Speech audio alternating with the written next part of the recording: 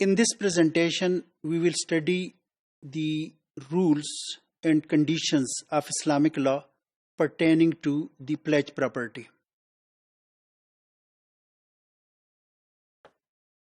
The first and the foremost condition pertaining to the pledge property or subject matter of pledge is that it should be a thing which has some monetary value. Second condition is that it should not be a thing which has been prohibited in Sharia. So wine, pork and the other things which have been prohibited in Sharia cannot be given as pledge and security. It should be in existence at the time of contract. It means that if the subject matter of rahan or the property is not in existence at the time of contract and it will come into existence in future, such property cannot be given in pledge. In the same way, the subject matter of pledge or the property should be deliverable. As such, pledge of a stray animal is not permissible. It is not lawful. The reason being that the debtor, pledger, is not in position to give its delivery or possession to the creditor. It should be precisely determined. It means that the property which the debtor wants to give as pledge, as security, it should be clearly identified.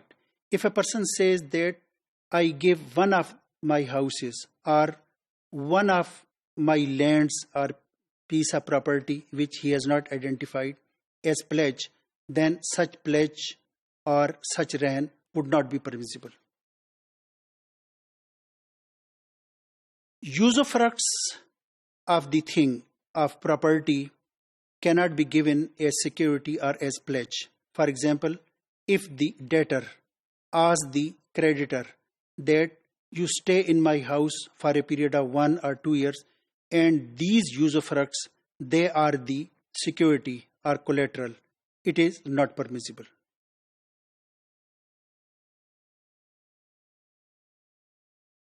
Shares of the companies can also be made security, collateral or pledge, provided the company is engaged in some lawful and permissible activity. Joint property can also be given as pledge, provided the share of each co-owner is clearly known. The share of the pledging party which wants to give his share in pledge should be clearly known and identified. It is also permissible to grant one property in 2 or 3 pledges.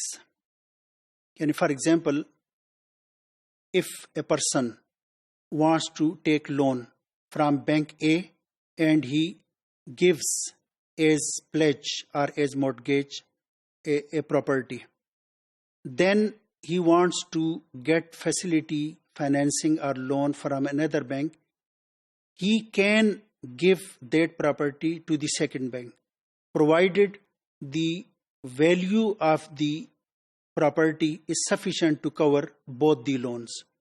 इसी तरीके से उसी property को आप एक तीसरे bank के पास भी प्लेज करवा सकते हैं, लेकिन उसमें शर्त यही है कि जो वैल्यू ऑफ प्रॉपर्टी है वो इतनी है कि वो तमाम जो लोन्स हैं या फैसिलिटीज़ हैं उन्हें वो अकोमोडेट कर सकती हो या कि उसे कवर कर सकती हो. इस सूरत में जो रूल है या कि इस हवाले से जो कंडीशन है वो ये कि जो सब्सिक्वेंट प्लेजी है उसको पहले प्लेज का इल्म होना चाहिए. इसमें एक और रूल ये भी है कि अगर ये तमाम प्लेजेस एक ही वक्त में रजिस्टर हुए हैं तो उस सूरत में जितने भी क्रेडिटर्स हैं, जितने भी जो प्लेजी पार्टीज हैं, उन तमाम का राइट उस प्रॉपर्टी में एक ही जैसा होगा.